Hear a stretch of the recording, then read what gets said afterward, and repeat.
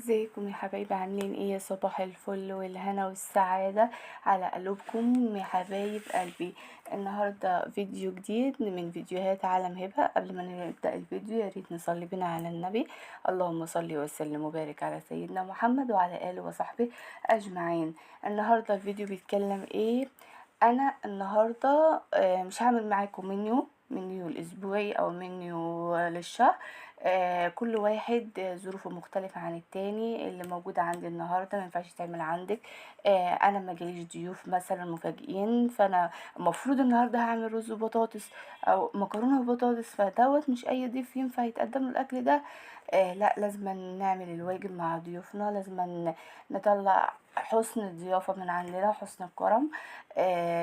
فعشان كده مفيش حاجة اسمها منيو، ما ينفعش نعمل منيو نمشي عليه. النهارده هناكل مكرونة، بكرة هناكل محشي، بعده هناكل مسقعة. لا لا لا لا، ما ينفعش الكلام ده خالص، ما ينفعش. انا هقولك، هخليكي انتي اللي تعرفي تعملي ميزانية بيتك، محدش يقولك هاتي ده وهاتي ده وهاتي ده. فريد انا قلتلك هاتي مثلا لوبيا واعملي لوبيا ورز، ولادك ما بيحبوهاش. لازم عشان انا قلت لوبيا ورز تجيبي لوبيا ورز؟ حاجة لا تعقل. ما ينفعش اقول الكلام ده. مين الانسان الطبيعي؟ لا، ده هي هبة قالت لي هاتي لوبيا ورز النهارده، فلازم امشي على المخطط اللي هبة عاملهولي. لا، ما ينفعش. انا بشوف قنوات كتير تقولك هاتي ب100 جنيه ربع لوبيا وربع عدس اصفر وربع. مفيش اطفال بتاكل الاكل ده. خلينا صراحة مع بعض. ابنك بيحب مثلا الرز والملوخية، بدل اللوبيا هاتي ملوخية. على الأقل ملوخية أوفر من اللوبيا. انتي اللي هتعرفي تحددي ميزانية بيتك، انتي اللي هتعرفي تحوشي ازاي. هعلمك تحوشي حتى لو مرتبك ضعيف جدا. هخليكي تعملي ده. ان شاء الله جنيه كل يوم، ان شاء الله. اي حاجة عاجبك نوع برفيوم معين، عاجبك صباع روج، عاجبك اي حاجة نفسك فيها، والظروف على القد وانتي مش قادرة، هخليكي تجيبيها. هخليكي بصي، اي حد عايز حاجة في الدنيا هيعمل عشانها اي حاجة. ان شاء الله كل يوم جنيه واحد. انا النهاردة مثلا عاملة حسابي ان المية بدفع لها 200 جنيه. خليهم 205. هو لو قالك 205 هتقولي لأ أنا عاملة حسابي على 200 جنيه؟ لأ، هتقولي أنا عاملة حسابي على 205، 210، على حسب ما تقدري. ال10 دي بقى هنعمل فيها ايه؟ ال10 دي هنوديها في حصالة التوفيق. هنحطها في اي مكان، عينيها بعيد عن ايدك. اعملي برطمان صغير كده وحطي فيه ال10 جنيه دي، 10 على 10 على 10. هتلاقي على اخر الشهر معاكي ان شاء الله 100 جنيه. كنت عامله حسابك عليها؟ لا، مش عامله حسابك عليها. هاتي اللي نفسك فيه. 100 جنيه مش هتقضي انك تجيبي بيها الحاجه اللي انت نفسك فيها. الشهر اللي بعده نفس الحوار، اللي بعده. احسن من ما فيش، احسن من ما فيش. يا ريت لو يلا اعملي لايك عشان خاطري، عشان نبدأ الفيديو بتاعنا. احنا لحد دلوقتي ما بدأناش الفيديو بتاعنا، لحد دلوقتي ما قلناش احنا هنعمل ايه، لحد دلوقتي ما اتكلمناش. احنا خدنا المرتب بتاع الشهري. اول حاجة تعملي ايه؟ هتروحي تجيبي مثلا بطاطس ومكرونة وحاجات دي؟ لا، استني انا هقولك بند بند. اول حاجة في مرتب الشهر بنصرفه في ايه؟ في بند المنظفات مثلا، في فريزر، تلاجة، في ديب فريزر كبير. انتوا شايفين معايا؟ اول حاجة المنظفات، تاني حاجة فريزر التلاجة، تالت حاجة الفريزر، الديب فريزر او فريزر الكبير. تمام. رابع حاجة ايه ده؟ التربو. بلاش البصل، التربو اللي هو دولاب الخزين بتاع المطبخ. ماشي. رابع حاجة الخضار بتاع التلاجة، درج تلاجة. ماشي. فاضل ايه تاني؟ اللي هي عبارة عن ايه؟ المكرونة، الرز، الملح، الحاجات دي، الشاي، السكر. طبعا احنا عندنا تموين. انا عن نفسي بجيب التموين، بستخدم السكر بتاع التموين، الزيت بتاع التموين بستخدمه في التحمير، فده موفر معايا. يعني انا ممكن بجيب على انا فردين بجيب ازازتين زيت من التموين، بجيب عليهم ازازتين كمان مع ازاز السمنة الجنة، وانا عندي سمنة بلدي في التلاجة، فدول بيقضوا اليوم معايا. ماشي، بيمشوا الدنيا معايا في الشهر، ما بحتاجش اي حاجة تاني. ايه تاني بعد السوبر ماركت؟ التوابل. نبتدي نمسكها بند بند. انا النهارده اخدت مصروف الشهر. مصروف الشهر بقى مش ايه كل ما احتاج حاجه هروح السوبر ماركت هجيبها، لا لا لا لا. اما تروحي تجيبي الحاجه كلها على بعضها، ده بيوفر معاكي وقت وجهد ومصاريف، بيوفر جامد. وصدقيني انا والله والله، اصل انتي لو راح تجيبي كيس مكرونه مش هتجيبي كيس مكرونه لوحده، هتجيبي حاجه كمان مع المكرونه. راح تجيبي كيس شعرية، راح تجيبي رز، راح تجيبي مش هتصرفي بزيادة. فخلينا كده متفقين ان اول كل شهر، لو انت بتاخدي مصروفك شهري، لو انت بتاخدي حتى مصروفك بالاسبوع، هتروحي تجيبي الطلبات اللي هتقضيك الاسبوع دوت. هعمل مرة مكرونة، هعمل مرة رز، هعمل مرة محشي، هعمل مثلا مرة اكل شعبي بعيش. في بواقي اكل في يوم هعملها، همشي نفسي كده. هجيب مكرونه، بستخدم في المكرونه كيس مكرونه، كيسين مكرونه في الوجبه، يبقى هروح اجيب كيسين مكرونه. الرز بجيب مثلا نص كيلو رز، لا خليه كيلو هيوفر معايا الاسبوع ده. الاسبوع الجاي بدل ما اجيب نص كيلو رز كمان مثلا، او كيلو رز هجيب نص، هيوفر. فاحنا خلينا متفقين في الاول كده الفيديو ان احنا بنروح نجيب طلبات البيت على بعضها. بس قبل ما نروح نجيب طلبات البيت بنعمل ايه؟ انا دلوقتي لسه واخده مصروفي، فاول حاجه هروح اشوف ايه اللي ناقصني من منظفات. ناقص لي اريال، ناقص لي مثلا صابون مواعين، انا بجيبه سائل بيوفر معايا. احنا عندنا مصنع هنا في البلد فبجيب منه. ناقصني مثلا ايه تاني؟ منظف ارضيات ناقصني، اللي هو الملمع بتاع فريدة ده. ناقص لي ملمع ازاز، ناقصني معطر، اي حاجة في المنظفات. اشوف ايه اللي عندي. مثلا انا كنت بجيب كلوركس ازازتين، لا ده انا عندي لسه ازازه، يبقى كده وفرت معايا اجيب ازازه كمان. بجيب مثلا الملمع بتاع الازازه، انا بجيب اللي هو العارض الاتنين على بعض، يبقى انا جبت الشهر ده، الشهر الجاي مش هجيب، هيوفر معايا. خليكي بتبصي على الحاجات دي، خليكي منظمة. مش هي انا كل شهر لازم أنا اجيب ازازتين كلوركس، ازازة بريكس اللي هو الهرب بديل الهربك بتاع التواليت، ازازة معطر، ازازة منظف ارضيات، الكلام ده لا. انا هشوف لو فاضل عندي منظف الارضيات، انا ملمع الارضيات بتاع فريدة ده ممكن يقضيني، الازازة الزرقاء دي ممكن تقضيني شهرين، لان هو معطر خام، وبيتخفف كمان وبيتحط في بخاخ وبيترش بيه، بيبقى احلى من المعطر بتاع العادي. فايه، خليكي كده، خليكي تبصي كده لقدام.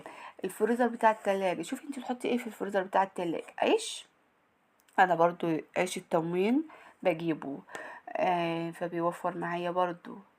مخدة ولادة عليه احلى على فكرة، احلى وصحي عن العيش الابيض اللي هو بتاع الطابونة العادية اللي هي مش مدعمة.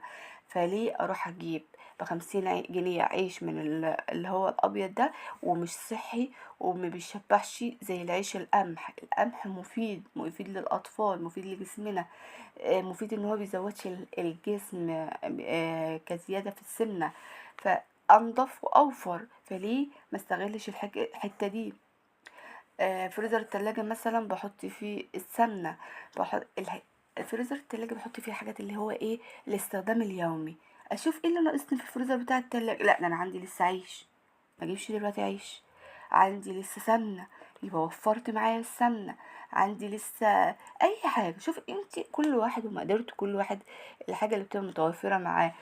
الفريزر الكبير، انا الديب فريزر ده بحط فيه الحاجات اللي هي الايه، اللحوم. التليفون كان فصل، فتعالوا نشوف احنا كنا عند ايه، عند الديب فريزر. الديب فريزر ده انا بستخدمه زي ما قلت لكم في تفريز الطماطم، في اللحوم. عند درج مثلا خزين، هجيب فراخ، هجيب بانيه، هجيب كبد، اي حاجه بحط، عامله درج له. عامله ايه تاني، كنت مخزنه مانجا من السنه اللي فاتت لسه متوفره عندي. اي حاجه بتخزنيها وينفع تتخزن في الموسم بتاعها بتبقى رخيصه، فليه ما نستغلش ده؟ ازنقي نفسك في الموسم. البصل انا بخزنه بالسنه، التوم بخزنه بالسنة. انت بتيجي في الاخر بتلاقي البصل ايه، كيلو ب30 جنيه وب40 جنيه. فليه ازنق نفسي في الميزانية بتاعتي من ال30 ل40 جنيه دول، استغلهم في حاجة تانية؟ لو وصلتي هنا يا ريت ما تبخليش عليا باللايك والاشتراك في القناة وتفعلي زر الجرس عشان يوصلك كل جديد. زي ما انا قلت، ليه ما تخزنيش كل حاجه في الموسم بتاعها؟ يعني انا مخزنه دلوقتي البصل ال3 كيلو ب10 جنيه، استحاله تلاقي دلوقتي 3 كيلو ب10 جنيه، استحاله. هتلاقي الكيلو بكام، ب15؟ انا لا، انا احسن مخزنه الطماطم لما كانت ال4 وال5 ب10. كانت طماطم بتنقيها طماطم جامده، مش اللي هي الطريه اللي على وش العدايه. آه، تعبتي يوم بس وفرتي على نفسك فلوس ومجهود. دلوقتي مثلا هروح السوق هلاقي كل حاجه دلوقتي غاليه، البطاطس غاليه، الطماطم غاليه. فانا دلوقتي بجيب الطماطم على قد ايه، على قد السلطة، على قد لو هعمل اي حاجة هقطع فيها طماطم، جبنة بطماطم، فول بطماطم، الحاجات اللي هي ايه، عايزة طماطم فريش، طبق سلطة، الكلام ده. فانا ليه ما اوفرش على نفسي مجهود و... واوفر فلوس، هوفر كل حاجه. فانا ليه ما اعملش كده؟ يا ريت يا ريت والله العظيم تاخدوا بنصيحتي. بدايه كل موسم مش هيخسر معاكي في حاجه، بس ما تجيبيش اول ما يظهر على طول. يعني مش اول ما البصل يظهر على طول وهو لسه تقيل، هو لسه ميه، لا، استني لحد ما ينشف، بيبقى لونه ذهبي. الورقه بتاعته اللي هي الطويله دي اللي بنعلقها منها، انا سواء علقتي ولا لا، انا بحطه في قفاص عندي، وبحطه في البلكونه في حته بعيده عن الشمس كده، واحطه فيه. اول ما بجيبه خالص بفرشه في البلكونه الاول لحد ما ينشف يومين، وبعد كده بحطه في قفاص. بيدنه بسم الله ما شاء الله معايا طول السنه، ما بيبصش منه حاجه، بسم الله ما شاء الله. فانا ليه الطماطم اروح جايه مفرزاها واجيب اكياس، ما اجيبش علب بلاستيك بقى زي ما ظهر على اليوتيوب؟ فانا ليه هجيب علبه احط فيها الطماطم، وكده كده اول ما بخرجها بروح جايه حاطاه رمياها. فليه ما بعرفش افك الطماطم في ميه؟ لا، الكيس بيخليني اعرف احطها في ميه سخنه، او اغسله تحت الميه السخنه كده سريع لو انا مستعجله. فانا الكلام ده كله بيوفر معايا. وعملت معاكم قبل كده فيديو لتخزين الطماطم، لو عايزين الطماطم تعرفوا الطماطم بتتفرز ازاي من السنه للسنه. هتعرف، بصي، من الموسم للموسم الطماطم وهي رخيصه، اول ما بتبتدي ترخص تاني بروح جايه جري جايبه ان شاء الله كل سوق ازود عن احتياجي 4 5 كيلو. كنت بجيب ب20 جنيه كل سوق. ما قلتلكيش بقى انا زنقت نفسي وجبت قفص طماطم كامل، لا والله، كل سوق كنت بجيب ب20 جنيه، احط كل 5 كيلو في حلة على البوتاجاز وافرز الطماطم بتاعتي. ده هنشوف. عندي لسه وراك فايضة، انا بجيب وراك بجيبش فراخ. عندي لسه وراك فايضة، يبقى ايه، خلاص انا مثلا بجيب 4 اطباق وراك، خلاص عندي طبق لسه، يا سلام، لا يبقى نجيب 3. الكبد والقوانص، هقولك ازاي تعملي طريقة رقاق اقتصادي، احلى رقاق تاكليه بالكبد والقوانص. تعملي طبق حلة رز كده بالكبد والقوانص زي بتاع زي بتاع الحمام، الولاد بتحبها. وهي اكله مش مكلفه. نص كيلو كبد وقوانص، الكيلو كبد وقوانص ب100 جنيه او ب120 جنيه، النص ب60 جنيه. عملت وجبه مفيده وجميله وطعمها حلو ومشبعه للاولاد. عملت حله رقاق، صينيه رقاق بالكبد والقوانص. تقطعي الكبد والقوانص صغيره زي اللحمه، تقطعيها صغيره خالص، مع بصل مع فلفل مع طماطم، وبعد كده تعملي الرقاق بتاعك. هعمله معاكم وهوريكم شكل الرقاق بتاعي عامل ازاي. الكبير قبل الصغير بيحبه. تاني حاجة، انا طولت معاكم في حكاية الفريزر، معلش، بس انا كنت عايزة افيدكم. التربو اللي هو الدولاب الخزين بتاع ايه، المطبخ. بنحط فيه ايه؟ البطاطس، البصل، الثوم،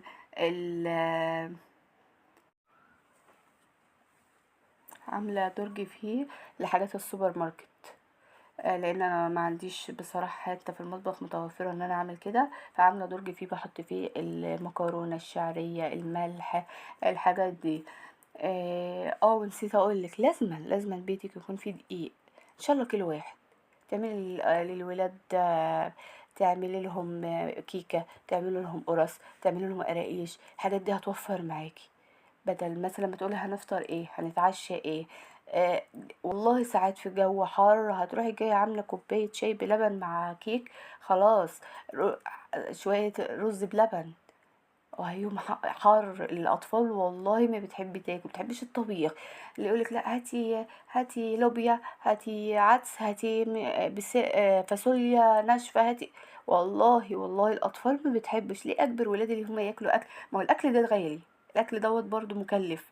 ليه اجبر ولادي ياكلوا اكل زي ده؟ ولادي الولاد بيحبوا. عارفه لو عملت لهم بطاطس بطماطم كده، احسن 100 مره من اللوبيا والفاصوليا. خلينا واقعيين، خلينا نشوف ايه اللي معقدش ولادي.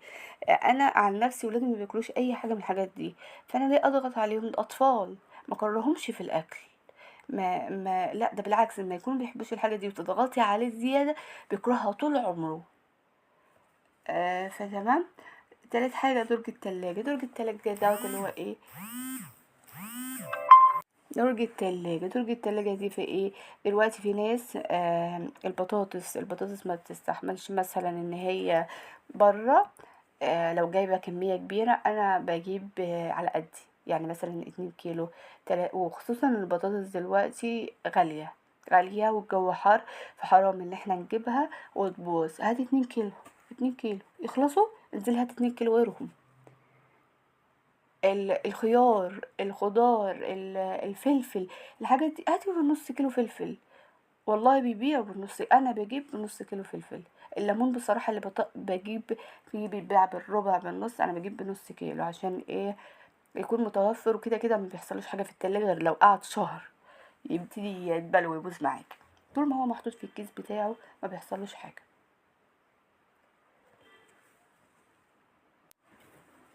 الليمون زي ما احنا قلنا كده. البطاطس قلنا ايه يا حبايبي؟ هنجيب 2 كيلو على قدنا، بس خلصوا نجيب تاني.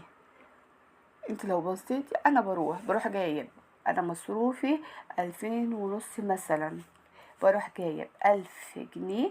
لو زادوا 100 زادوا 150، بجيب ب1000 جنيه ده طلبات ليا من السوبر ماركت. وكنت بجيب معاه من ضمن 1000 جنيه بجيب كيس ستريبس. كان كيس الستريبس دلوقتي عامل 300 جنيه.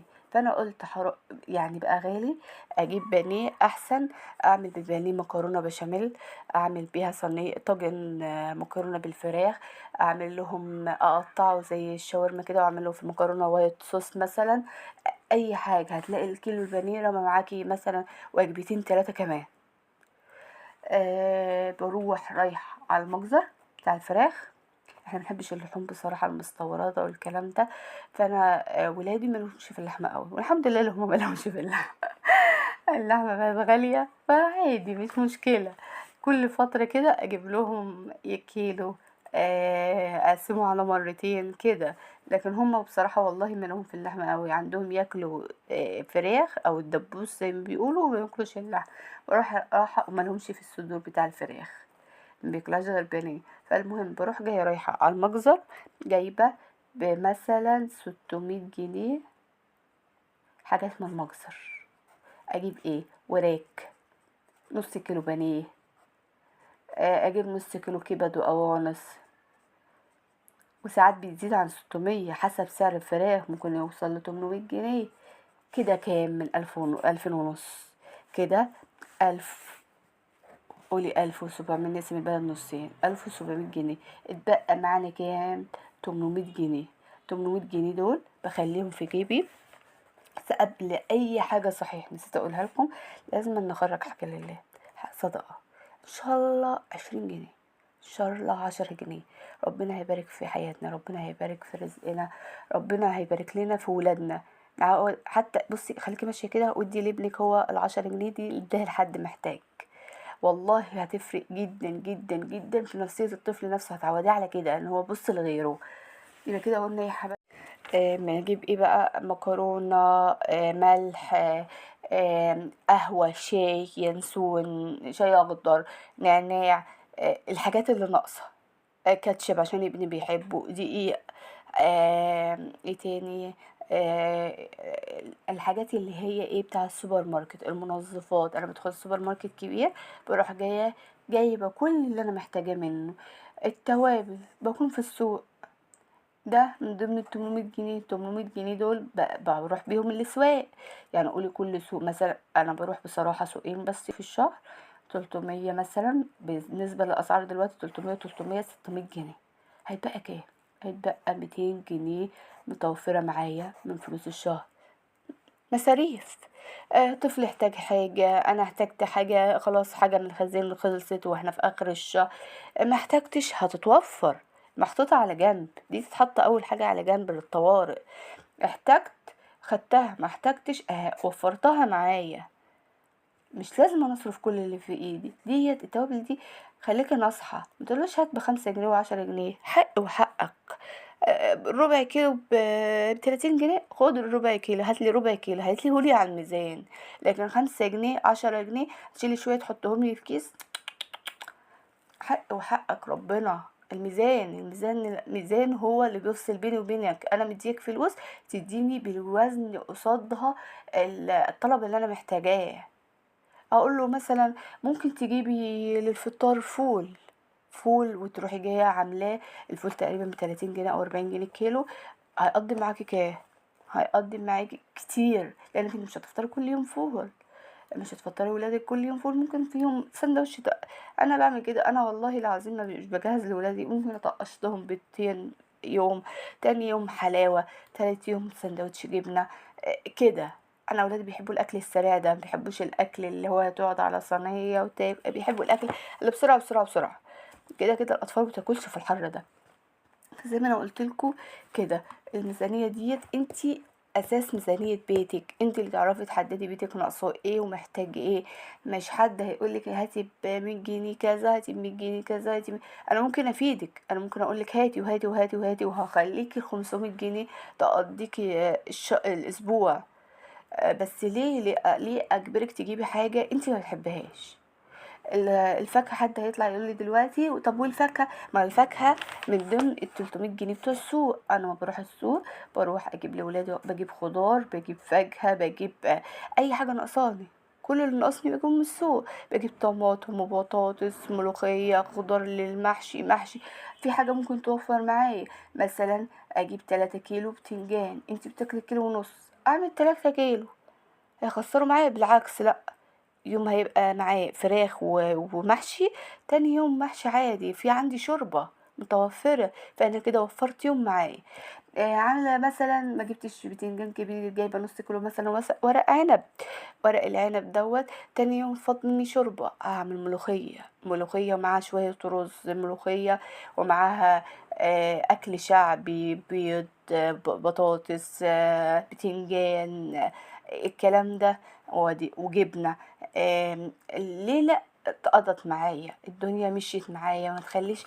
هي الدنيا صعبة الفترة ديت، فايه بالتوكل على الله هنعدي الصعب ده كله بإذن الله، والدنيا هتبقى احسن، وربنا يرزقكم ويرزقنا بالحلال، بالحلال نعود ولادنا الحلال. يا رب يكونوا استفدتوا من الفيديو بتاعي. استنوني في فيديو جديد في عالم هبة، وما تبخلوش عليا باللايك والكومنت. يا رب لو استفدتي تعملي اشتراك ولايك في القناة، وتفعلي زر الجرس عشان يوصلك كل جديد. مع ألف سلامة.